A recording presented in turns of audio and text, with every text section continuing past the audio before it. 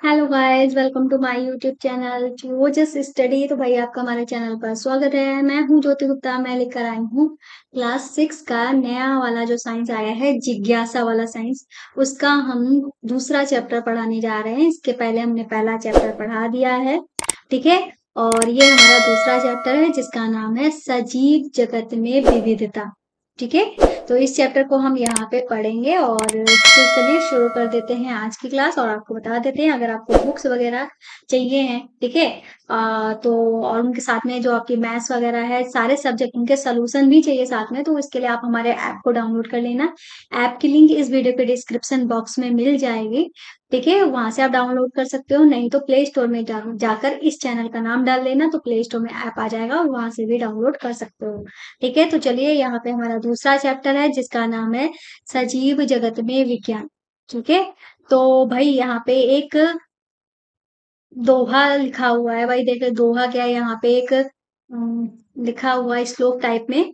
छाया मनुष्य कुर्वन्ति तिष्ठन्ति स्वयं मापते, ठीक है। स्वयं मातपे फलान्यपि परा रथाय रक्षा सत्य पुरुषा एव, ठीक है। ये है हमारा सुभाषतानी से लिया गया एक श्लोक। इसका मतलब भी भाई देख लेते हैं। संस्कृत मेरी इतनी ज्यादा अच्छी नहीं है, तो मुझे चीटिंग ही करना पड़ेगा। ये इसका मतलब क्या है। वृक्ष, बड़े वृक्ष दूसरों को तो छाया देते हैं, परंतु स्वयं कड़ी धूप में खड़े रहते हैं, ठीक है। मतलब है छाया मनुष्य, मतलब छाया जो है दूसरों को देते हैं, कुर्बंती मतलब कुर्बान करते हैं। तिष्ठन्ति स्वयं मा मा तपे, मतलब खुद जो होते हैं तिष्ठन्ति मतलब खड़े रहते हैं, कहाँ, तप में। तप तप करते रहते हैं, या कह लो तप में। यहाँ पे तप का मतलब धूप में, ठीक है। तो वहां पे खुद धूप में खड़े रहते हैं। उनके फल भी दूसरों के लिए होते हैं और अपने लिए नहीं। फलान्यपि परार्थ आय रक्षा सत्य पुरुषाय, उनके जो फल होते हैं, पर का मतलब दूसरों के लिए होते हैं। उसके जो फल जो होते हैं वो दूसरों के लिए होते हैं, खुद के लिए नहीं होते हैं। उसी प्रकार अच्छे मनुष्य भी स्वयं कठिनाई सहकर दूसरों का कल्याण करते हैं।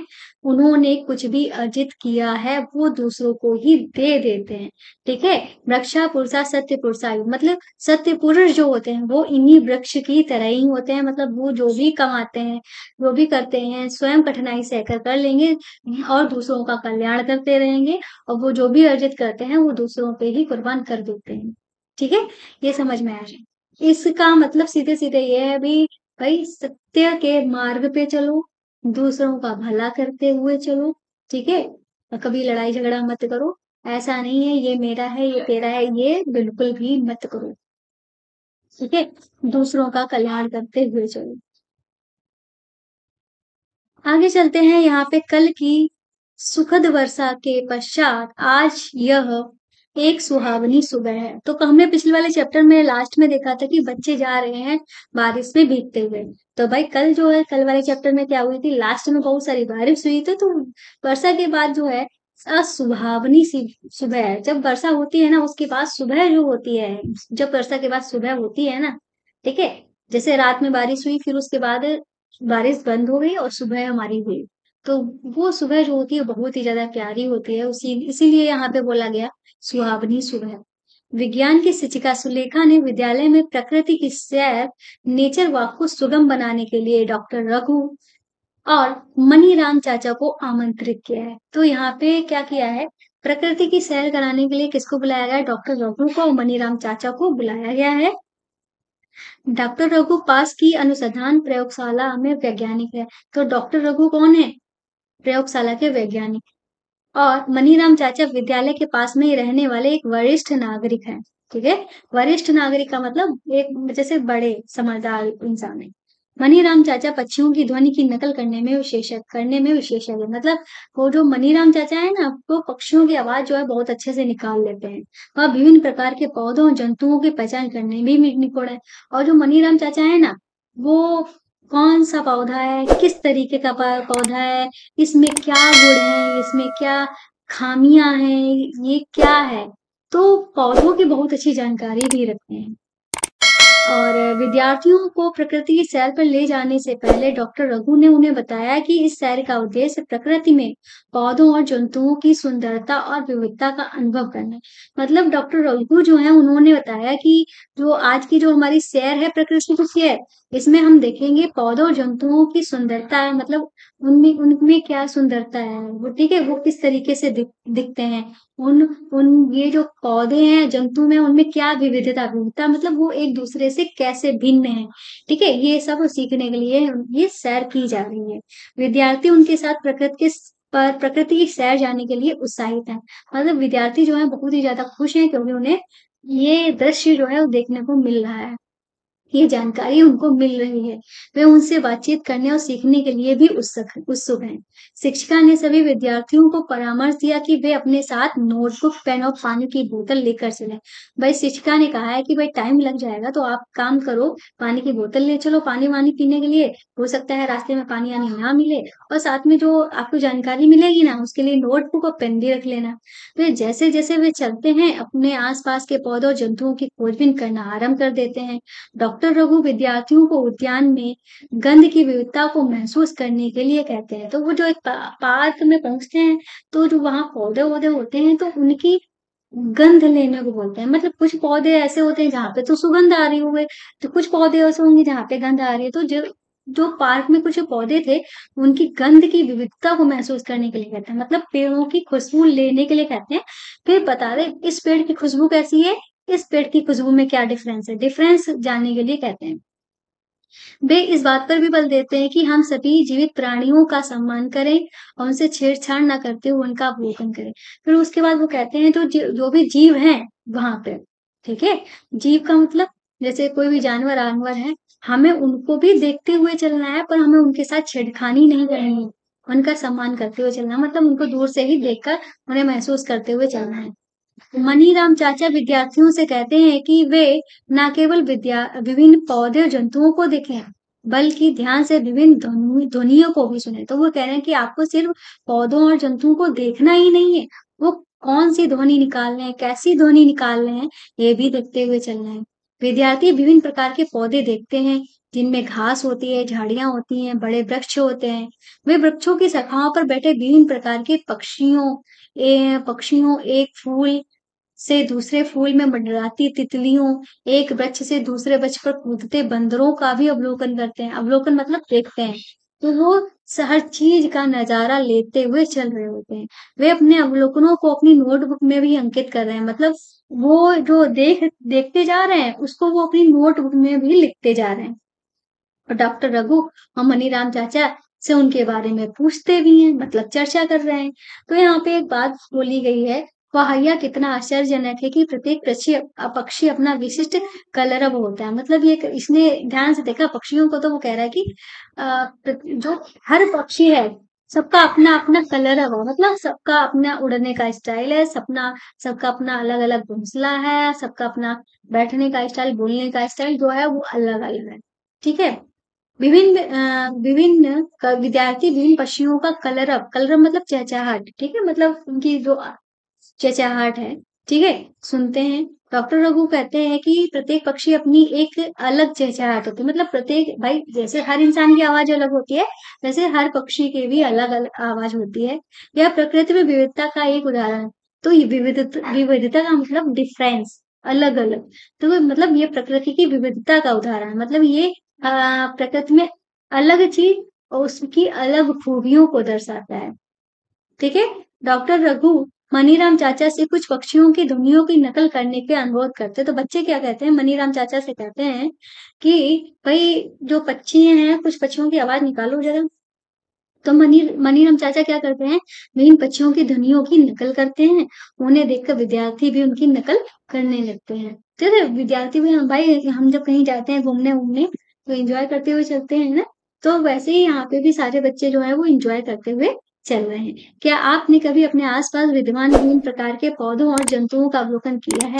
अपने अवलोकनों को मित्रों और शिक्षकों के साथ साझा कीजिए। तो भाई यहाँ पे आपने अक्सर आपने ये महसूस आपने किया ही होगा, जब कोयल बोलती है तो कोयल के साथ में कू कू की आवाज निकालो तो कोयल चिढ़ जाती है, ऐसा लगता है। तो क्यों करने लगती है, तो ये इसमें करने में मजा भी आता है। कोयल चढ़ के फिर आखिर उड़ी जाती है। फिर यहाँ पे हमारा 2.1 वाला दिया गया है। हमारे आसपास के पौधे और जंतुओं में विविधता, मतलब हमारे आसपास के जो पौधे उनमें अंतर और जो भी जंतु हैं उनमें अंतर। तो क्रियाकलाप 2.1 यहाँ पे दिया गया है। इन्होंने कहा है अपने शिक्षक के साथ मिलकर विद्यालय के उद्यान या आसपास के वन में प्रकृति के सैर का कार्यक्रम बनाइए। तो आपको क्या करना है, आपके आस पड़ोस में जो भी पार्क वगैरह है वहां पे आप जाइए। ठीक है। प्रकृति की सैर करते समय विभिन्न पौधों, कीटों, पक्षियों, अन्य जंतुओं का अवलोकन करें। मतलब ये जो जो भी चीज आपको दिख रही है, पौधे हों, कीड़े हों, जंतु हों, कोई भी हो, आपको उनका अवलोकन करना है, मतलब उनको ध्यान से देखना है। साथ ही मौसम की स्थितियों जैसे गर्म, ठंडा, तेज हवा इत्यादि भी अंकित कीजिए। मतलब जब आप नोटबुक में इसको नोट कर रहे हो तो वहां पे उस टाइम पे कैसा मौसम है, गर्मी है, सर्दी है, हवा चल रही है कि हवा नहीं चल रही है, इस टाइप से आपको नोट करते हुए भी चलना है। फिर यहाँ पे लिखा है आप भूमि पर गिरे हुए अलग अलग प्रकार के पत्तों, फूलों को एकत्रित करके स्क्रैप बुक में बना सकते हैं। मतलब वहां जब भाई पेड़ पौधे होते हैं तब वहां पे पत्तियां वगैरह गिर जाती हैं, तो आपको इनको इकट्ठा करना है, अपनी स्क्रैप बुक में चिपका लेना है। फिर लिखा है प्रकृति में पौधों और जंतुओं के साथ छेड़छाड़ ना करें, उनका ध्यान रखें, सुनिश्चित करें कि आप उद्यान में फूल पत्ती ना तोड़ें। मतलब जो गिरे हुए हैं उनको भी आप उठाइए और उनके साथ कोई छेड़छाड़ मत करिए और फूल पत्ती को मत तोड़िए, क्योंकि उनमें भी जान होती है, उनको भी दर्द होता है। ठीक है। विभिन्न पौधों में तने, पत्तियों, फूलों और किसी भी अन्य रोचक जानकारी के बारे में किए गए अवलोकनों को तालिका 2.1 में दिए गए रिक्त स्थानों में अंकित करें। आपके लिए चित्र 2.1 तालिका 2.1 से कुछ उदाहरण दिए गए हैं। जैसे कि यहाँ पे आप देख सकते हो पार्क में आपको घास भी मिलेगी, हो सकता है तुलसी का पेड़ हो सकता है गुलहड़ का पेड़ लगाओ, तो आपको इस तरीके की विभिन्नताएं जो है वो देखने को मिल सकती हैं। तो यहाँ पे एक सारणी बनाई गई है हमारे आसपास उपस्थित विभिन्न पौधों का अवलोकन। जैसे कि यहाँ पे सामान्य घास की बात करते हैं तो इसका तना जो होता है कैसा होता है, घास देखो भाई, इसका तना जो होता है देख सकते हो ना कितना पतला है। तो यही बात यहाँ पे लिखा है, कोमल और पतला। और पत्तियां जो होती हैं विभिन्न बिंदुओं से एकांतरी रूप में एक पत्ता निकलता है, तो इसकी पत्तियां जो होती हैं इस तरीके से होती हैं। तो यही बात यहाँ पे लिखी है, फूल इसमें होता नहीं है, अन्य अवलोकन विशेषताएं, और इसमें पत्तियां जो होती हैं वो हरी होती हैं। तुलसी की बात करते हैं तो इसका तना जो होता है पतला होता है पर कठोर होता है, और पत्तियां जो होती हैं जोड़ी में एक दूसरे के सम्मुख व्यवस्थित होती हैं। तो पत्तियां आप देख सकते हो इस तरीके से व्यवस्थित होती हैं, कहाँ गया, जोड़ी में होती है। इसका जोड़ा ये है, इसका जोड़ा ये है, इसका इसका जोड़ा है, इस तरीके से व्यवस्थित होती हैं। और गुलाबी बैगनी दो तरीके के वो होते हैं। यहाँ पे फूल जो होते हैं गुलाबी या बैगनी होते हैं, लेकिन अक्सर कम देखने को मिलते हैं। पत्तियां जो होती हैं कैसी होती हैं, हरी पत्तियां होती हैं और कभी कभी पर्पल कलर की पत्तियां होती हैं, श्यामा तुलसी में। ठीक है। गुड़हल की बात करते हैं तो इसका तन कठोर होता है, और पत्तियों की आकृति जो होती है वो गुलाब की तरह अलग अलग होती है, एक एक करके होती है। ठीक है। और फूल जो होता है रेड कलर का होता है, रेड या पिंक कह सकते हैं। पत्तियां जो होती हैं वो हमारी हरी होती हैं। नीम की बात करते हैं, इसका तना कठोर होता है और मोटा होता है, और पत्तियां जो होती हैं इस तरीके से होती हैं। ठीक है, इस तरीके से एक बड़ी सी हमारी सिरा होती है, उस पे इस तरीके से ये पत्तियां जो होती हैं वो लगी होती हैं। और इसमें फूल जो होता है वो होता ही नहीं है, नीम कौड़ी लगी होती है इस पे, और चिकनी सतह वाली हरी पत्तियां होती हैं। ऐसे ही आपको अलग अलग चीजें जो है वो आपको बतानी है। आगे चलते हैं तो आगे यहाँ पे लिखा है आपने जिन पौधों का अवलोकन किया है उनमें क्या समानताएं हैं और क्या भिन्नताएं हैं। ठीक है, तो आपको समानताएं भिन्नताएं भी देखना है। आपने देखा होगा कि पौधों में विभिन्न प्रकार की विशेषताएं पाई जाती हैं। जैसे कोई पौधा लंबा होता है, छोटा होता है, कठोर होता है, कोमल तलने वाला होता है। विभिन्न आकृतियों की पत्तियां, तने की पत्तियां, उनका अभिविन्यास भी सेम हो सकता है। पौधों के रंग, आकार, सुगंध में भी भिन्नता हो सकती है, और समानता तो मुश्किल ही हो, लेकिन विभिन्नता तो होगी ही। अब सैर के समय देखे गए अपने पूर्व अनुभवों के आधार पर जंतुओं की एक सूची बनानी है। उनके रहने के स्थान, उनके भोजन, गति के प्रकार को तालिका में रिक्त स्थान में अंकित करना है। और जहाँ पे कुछ उदाहरण जो है ऑलरेडी हमको दिए गए हैं, उनको फिर उनको तो वो तो भरे हुए हैं, बाकी जगह पे हमें फिल करना है। तो यहाँ पे लिखा है हमारे आसपास विद्यमान जंतुओं की विभिन्न विशेषताओं का अवलोकन। यहाँ पे हमारा है जंतुओं के नाम, जैसे कौवा, रहने का स्थान वृक्ष होता है, भोजन जो है कीड़े खाता है, गति कैसी होती है, उड़ता है और चलता है। अन्य कोई अवलोकन अगर आपने देखा है, जैसे चोंच, चोंच में क्या करता है, टहनी लिए हुए चलता है। चींटी की बात करते हैं, मिट्टी और बिलों में रहती है। भोजन जो होती है, पत्तियां, बीज, कीट खाती है। गति के प्रकार जो होती है, एक सीधी लाइन में, आपको यहाँ पे लिख देना है, एक सीधी लाइन में चलती है, धीरे धीरे चलती है। कैसे चलती है, धीरे धीरे चलती है। ठीक है। और जिसके कितने पैर होते हैं, 6 पैर होते हैं। गाय की बात करते हैं, ये स्थल पे रहती है, ये स्थल पे रहने वाली है और घास पत्तियां खाती है। गति जो होती है, तेज भी होती है, तेज भी होती है, मतलब बहुत तेज नहीं, नॉर तेज भी होती है, मतलब दौड़ना चाहे अच्छा खासा दौड़ भी सकती है, और धीमी भी होती है। ठीक है, नॉर्मल, इसको हम नॉर्मल बोल सकते हैं। ठीक है। और इसके भी कितने पैर होते हैं, 4 पैर होते हैं। कितने पैर होते हैं, 4 पैर होते हैं। ऐसे ही अन्य के बारे में आपको लिखना है। थर्ड तालिका देखते हैं क्या बताया गया है। तालिका 2.2 में आपने जिन जंतुओं का अवलोकन करके अंकित किया है, उनमें क्या समानताएं, क्या भिन्नताएं हैं, वो आपको देखनी है। आपने देखा होगा कुछ जीव जंतु भूमि पर रहते हैं, जबकि कुछ अन्य वृक्षों पर रहते हैं। पक्षी वृक्षों पर रहते हैं, मछलियां जल में तैरती रहती हैं, और मेढक जैसे कुछ जंतु भूमि के साथ साथ जल में भी रहते हैं। जंतुओं द्वारा खाए जाने वाले भोजन, उनकी गति के प्रकारों में भी विभिन्नता होती है। ठीक है। आपने जिन पौधों तथा जंतुओं का अवलोकन किया है, उनके चित्र अपनी नोटबुक में बनाना है। फिर उसके एकत्रित उस आपके द्वारा एकत्रित किए गए विभिन्न पौधों के फूलों, जीव जंतुओं के पंखों के साथ स्क्रैप बुक में तैयार करना है। फिर यहाँ पे लिखा है, विद्यालय में आते जाते समय अपने आसपास के वातावरण का अवलोकन करें। विविध प्रकार के पौधों और जंतुओं को देखने की चेष्टा करें। ऐसे किसी भी पौधे अथवा जंतु का नाम जोड़ें जिसे आपने पहले तालिका में सूचीबद्ध नहीं किया। मतलब इस सूची जो आपको अलग बनानी है, वो जिसके बारे में आपने ऑलरेडी पहले लिख के रखा है, उसका नाम नहीं लिखना है, किसी और का नाम लिखते हुए चलना है। फिर हमारा क्रियाकलाप 2.2 इन्होंने कहा है, आइए महत्व समझे। तो यहाँ पे अभी ये महत्व की बात करते हैं। इन्होंने कहा है 30 सेकंड के लिए अपनी आंखें बंद करें। कितने सेकंड के लिए, 30 सेकंड के लिए। और एक पौधे, एक जंतु के विषय में सोचें। मतलब आपको कोई पर्टिकुलर कोई पौधा लेना है या जंतु लेना है, उसके बारे में सोचना है, जिसका आपने ध्यानपूर्वक अवलोकन किया है, जो आपको सबसे अधिक अच्छा लगा है। ठीक है, मतलब आपको जो सबसे अच्छा लगा है ना, जो भी जंतु या पौधा, उसके बारे में आपको 30 सेकंड के लिए सोचना है। अब विद्यार्थी अपना अपने द्वारा सोचेगा, परंतु वो जो पौधा या जो जंतु था, उसका चित्र जो है वो श्याम पट्ट मतलब ब्लैक बोर्ड पे बनाना है। ठीक है। फिर उसके बाद क्या बोल रहा है, चित्र में बनाया गया विभिन्न पौधों जंतुओं के बारे में आपके क्या विचार हैं, वो बताना है। ठीक है। 30 सेकंड के लिए आंखें बंद करना है। फिर आपने जो भी चित्र अपनी आंखों में देखा है, उसको यहाँ पे ड्रॉ करना है, ये बात बोलना है। फिर कह रहे हैं कि कक्षा के सभी विद्यार्थियों द्वारा श्याम पट्ट पर भिन्न भिन्न प्रकार के पौधों और जंतुओं के कितने चित्र बनाए गए हैं।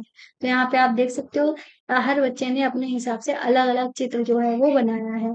क्या आप सोचते हैं कि श्याम पट्ट पर चित्रित किए गए पौधों और जंतुओं के अतिरिक्त भी विभिन्न प्रकार के अनेक पौधे और जंतु हो सकते हैं? तो बिल्कुल हो सकते हैं। ठीक है। किसी भी विशेष क्षेत्र में पाए जाने वाले पौधों और जंतुओं की विविधता उस क्षेत्र की जैव विविधता का भाग होता है।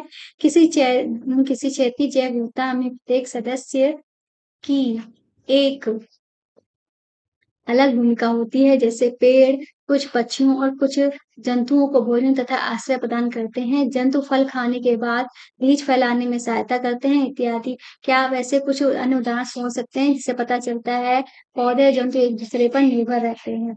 ठीक है।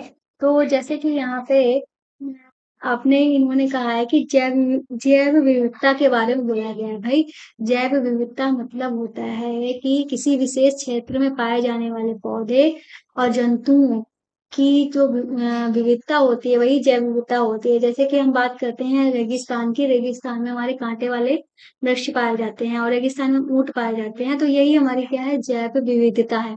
जैसे जहाँ पे जैसा क्षेत्र है, वहां पे उस विविधता वाले जीव जंतु पाए जाते हैं।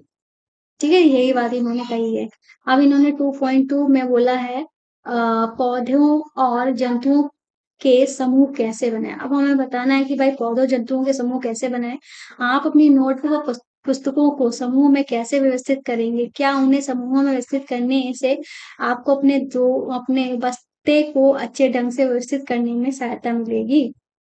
ठीक है, तो आपको क्या करना है, जैसे कि आप व्यवस्थित करते हो ना अपने बैग में, बॉक्स को कहाँ पे रखना है, लंच को कहाँ पे रखना है, बुक्स को कहाँ पे रखना है और कॉपियों को कहाँ पे रखना है, तो आप व्यवस्थित करते हो ना, तो वैसे ही आपको जंतुओं और पौधों का समूह भी व्यवस्थित करके रखना है।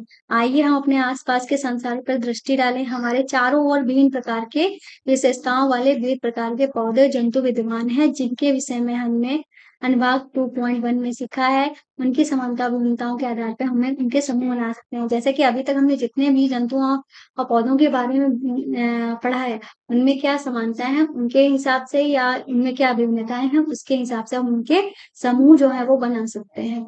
फिर यहाँ पे बोला है 2.3 क्रियाकलाप। आइए समूह बनाएं। विभिन्न प्रकार के पौधे और जंतुओं के चित्र एकत्रित करना है। आप पुरानी पत्रिकाओं, समाचार पत्रों, चार्ट, अन्य सोर्सों से उनके चित्र जो है वो काट सकते हैं। इनमें से प्रत्येक चित्र अलग अलग कार्ड पर हमें क्या करना है, चिपकाना है। अपनी कक्षा को 5-6 विद्यार्थियों के अलग अलग समूह में बांट लेना, मतलब अपने कुछ दोस्तों के साथ अपना ग्रुप बना लेना है। अपने समूह के सभी साथियों द्वारा बनाए गए कार्ड एकत्रित करना है, मतलब सभी जो दोस्त हैं उन्होंने कितने कार्ड इकट्ठा किए हैं वो सब आपको इकट्ठा कर लेना है सारे कार्ड। कार्ड में दर्शाए गए जो भी पौधे हैं या जंतु हैं उनकी विशेषताएं का अब विशेषताएं देखनी है। ये तालिका जो है 2.1 2 पॉइंट में लिखी गई विशेषताओं के आधार पर ही हमें क्या करना है, इनका निर्धारण करना है। फिर इस हिसाब से समान विशेषताओं के आधार पर हमें क्या करना है, उनका समूह बनाना है। आपके द्वारा बनाए गए पौधे और जंतुओं के समूह के आधार पर कक्षा के अन्य समूहों के साथ साझा कर उन पर चर्चा करनी है। जब आप उनको समूह बना लोगे तो इनके बारे में आपको क्लास में चर्चा करनी है। आप यह देखकर आश्चर्यचकित होंगे, विभिन्न समूहों द्वारा उपयोग किए गए आधार जो है विभिन्न हो सकते हैं। मतलब आपने भी कुत्ते की विशेषताएं बताई हैं, सामने वाले ग्रुप ने मतलब दूसरे ग्रुप ने भी कुत्ते की विशेषताएं बताई हैं। हाँ, हो सकता है आपकी विशेषताएं अलग हों और उसकी विशेषताएं जो है वो अलग हैं। ठीक है, तो आपको क्या लगता है इसके पीछे का कारण क्या हो सकता है? तो इसके पीछे का कारण क्या है, विभिन्नता, विविधता। आप अलग हो, वो अलग है, आपकी सोच अलग है, उसकी सोच अलग है। ठीक है, तो विभिन्न विद्यार्थियों ने समूह द्वारा विभिन्न भिन्न समान विशेषताओं का चुनाव किया है। उदाहरण के लिए कुछ विद्यार्थी ने पौधे की ऊंचाई को समूह बनाने के आधार के रूप में चुना हो, जबकि हो सकता है कि अन्य ने समूह बनाने के लिए फूलों की उपस्थिति और अनुपस्थिति को आधार के रूप में चुना है। मतलब किसी विद्यार्थी ने एक पौधे का समूह इस तरीके से बनाया है, कौन पौधा कितना लंबा है। हो सकता है कि दूसरे ने इस हिसाब से समूह बनाया है कि कौन सा पौधे में फूल होता है, कौन से पौधे में फूल नहीं होता है। ठीक है, तो यहाँ पे हम देख सकते हैं, यहाँ पे 4 बॉक्सेस हैं। फूलों की उपस्थिति या अनुपस्थिति दर्शाता है, कठोर या तना कोमल। इस तरीके से आपको समूह ये बना सकते हो, जैसे कि फूल हैं कि नहीं है, पर इसका तना कोमल है कि नहीं है, खान पान का स्वभाव कैसा है, रहने का स्थान कैसा है, ये जानवरों के लिए हो गया, ये पेड़ पौधों के लिए हो गया। इनके हिसाब से आप समूह बना सकते हो। समानता, आपने जंतुओं की विविध विशेषताओं के आधार पर उनके समूह बनाए होंगे। क्या वे खाते हैं, वे कहाँ रहते हैं, वे किस रंग के होते हैं, कैसे चलते हैं, समूह बनाने का क्या महत्व है। समूह बनाने से पौधा और जंतुओं की उनकी समानता भिन्नताओं के आधार पर उन्हें समझना, अध्ययन करना सरल हो जाता है। मतलब जब उनकी समानता और असमानता को देखते हैं तो हमें उनके बारे में अध्ययन करना, मतलब उनको समझना जो है वो आसान हो जाता है। आप समूह बनाने वाले महत्व के विषय में हमारे अध्याय हमें आसपास की सामग्री में और अधिक जानेंगे, मतलब इसके अगले वाला चैप्टर में इसके बारे में हम और अधिक पढ़ेंगे। फिर यहाँ पे लिखा है पौधे के समूह कैसे बनाएं। आपने देखा कि पौधे में उनके तने, पत्तियों, फूलों इत्यादि से संबंधित विशेषताओं में भिन्नता होती है। विभिन्न पौधे के तने मोटाई, ऊंचाई, कठोरता में भिन्न भिन्न होते हैं, जबकि पत्तियां आकृति, रंग, आकार, व्यवस्था भिन्न होती है। मतलब कि हम पौधे के समूह कैसे बना सकते हैं, उनके तने के आधार पर, पत्तियों के आधार पर, फूलों के आधार पर, फलों के आधार पर, उनकी मोटाई, ऊंचाई, कठोरता, आकृति, रंग के आधार पर हम उनका समूह जो है वो बना सकते हैं। आपने पिछले क्रियाकलाप 2.3 में पौधों की उपयुक्त किसी एक विशेषता के आधार पर पौधे का समूह बनाने का प्रयास किया है। ठीक है, आपने पूर्व की कक्षाओं में सीखा होगा कि पौधों के समूह, उनकी ऊंचाई और तने किस प्रकार आधार पर शाक झाड़ियों और वृक्षों के रूप में बनाए जा सकते हैं। आइए पौधों की विशेषताओं का अधिक विस्तार से हम अध्ययन करते हैं। ठीक है, आप मतलब अब मतलब क्या करने वाले हैं, अब आपको पौधों के बारे में बताने वाले हैं। फिर क्रियाकलाप 2.4 में कहा है, आइए कुछ अन्य रोचक अवलोकनों पर बार बार हम प्रकृति की सैर पर चलते हैं। ठीक है, विभिन्न पौधों की ऊंचाई को ध्यानपूर्वक हमें देखना है। क्या ये सभी पौधे आपसे छोटे हैं या आपके बराबर हैं या आपसे अधिक ऊंचे हैं? मतलब आप देखना है, ऊंचाई के आधार पर अवलोकन करना है। हो सकता है कुछ पौधे आपसे बड़े हों, हो सकता है आपके बराबर हो सकता है आपसे छोटे हों। तने का रंग कैसा है ये हमें देखना है, भूरा है या हरा है। साथ ही उनके तनों को छूकर महसूस भी करना है, उन्हें धीरे धीरे मोड़ने का प्रयास भी करना है। अगर आप सरलता से उनको मोड़ सकते हो तो वो कोमल है, अगर नहीं मोड़ सकते हो तो वो कैसे हैं, कठोर है। ठीक है, और आपको इस तरीके से मोड़ना है कि तना जो है वो हमारा टूटे नहीं, मतलब बहुत ज्यादा ताकत नहीं लगानी है। फिर ये कह रहे हैं कि या भी देखें कि पौधे की शाखाएं कहाँ से निकल रही हैं, वे भूमि के निकट से निकलती हैं या तना के ऊपर से निकलती हैं। मतलब जैसे कि हमारी भूमि है तो इसकी जो शाखाएं हैं वो यहीं से निकल रही हैं, या पेड़ ऊपर जा रहा है तो इसकी शाखाएं ऊपर से निकल रही हैं। ठीक है, तो इस तरीके से इनके कहने का मतलब है। फिर कह रहे हैं कि रिक्त स्थानों में भरे और कुछ आगे उदाहरण दिए गए हैं। ठीक है, इस तरीके से जब अवलोकन करोगे तो यहाँ पे हमें सारणी में भरना है। जैसे कि आम जो होता है वो ऊंचा होता है, उसका तना भूरा होता है, कठोर होता है, और तना जो होता है मोटा होता है। भूमि के निकट शाखाओं का प्रकटन जो होता है भूमि के निकट नहीं होता है, भाई ऊपर से शाखाएं निकलती हैं। तने जो होते हैं ऊंचाई पर होते हैं। और पादप समूह का नाम जो है वृक्ष है, मतलब बड़ा पेड़ बनता है ना, जो बड़े पेड़ बनते हैं उनको वृक्ष कहते हैं। जो हमारी लंबाई के बराबर होते हैं उनको झाड़ी कहते हैं, जो छोटे छोटे उनको शाख कहते हैं। जैसे गुलाब की बात करते हैं, इसका तना जो होता है वो मध्यम रहता है, मतलब ज्यादा ऊंचा नहीं होता है। ठीक है ना, छोटा होता है, भूरा होता है इसका तना, कठोर भी होता है, पतला होता है। भूमि के निकट से शाखाएं निकलती हैं, तो हाँ भूमि के निकट से शाखाएं निकलती हैं। तने में ऊंचाई पर, ठीक है, अब शाखाओं का प्रकटन होता है तो हाँ तने में ऊंचाई पर भी शाखाएं निकलती हैं, और ये झाड़ी टाइप का होता है। ठीक है, टमाटर की बात करते हैं तो उसका जो पेड़ होता है वो छोटा होता है, और इसका तना हरा होता है, कठोर कोमल होता है इसका तना, और तना जो होता है पतला होता है। भूमि के निकट से इसकी शाखाएं निकलती हैं, तने में ऊंचाई पर शाखाएं होती हैं। ठीक है, नहीं ऊंचाई पे शाखाएं नहीं होती हैं, और ये साग टाइप का होता है। इस तरीके से हमें सारणी को भर देना है। ठीक है, तो इसको और यहाँ पे हम देख लेते हैं। यहाँ पे बोला गया कुछ पौधों के तने वृक्षों की तरह ऊंचे नहीं होते। कुछ पौधे ऐसे होते हैं जिनको तने जो होते हैं वृक्षों की तरह ऊंचे नहीं होते हैं। प्रायः इस प्रकार के पौधों के अनेक भूरे रंग के काष्ठी लकड़ी तने होते हैं। मतलब कुछ पौधे जो होते हैं ऐसे होते हैं जिनके जिनके तने जो होते हैं वृक्ष की तरह ऊंचे तो नहीं होते, पर इनके रंग जो होते हैं भूरे होते हैं, जो भूमि के निकट से शाखाओं के रूप में निकलते हैं। और इनके तने जो होते हैं वो कठोर भी होते हैं, लेकिन वृक्ष जितने मोटे नहीं होते। ऐसे पौधों को हम झाड़ी कहते हैं। उदाहरण के लिए गुलाब का पौधा, ठीक है, वो हमारी लगभग हमारी लंबाई का होता है। ठीक है, और ये जो होता है इसका तना भूरा होता है, कठोर होता है, पतला होता है। आम के पेड़ की तरह मोटा नहीं होता है, पर कठोर होता है। ठीक है, और इसमें शाखाएं जो होती है भूमि के निकट से निकलती हैं, और ये झाड़ी टाइप का होता है, और इसका नाम क्या है, गुलाब का पौधा। कुछ पौधे जो होते हैं आकार में छोटे होते हैं, उनके तने जो होते हैं कोमल होते हैं, हरे होते हैं, तो ऐसे पौधे को हम साग कहते हैं। उदाहरण के लिए टमाटर का पौधा, टमाटर का पौधा छोटा होता है। कुछ पौधे के तने जो होते हैं दुर्बल होते हैं, उनको ऊपर चढ़ने के लिए और बढ़ने के लिए किसी सहारे की आवश्यकता होती है। ऐसे पौधों को हम क्या कहते हैं, आरोही लता, जैसे कि हमारा मनी प्लांट का पौधा।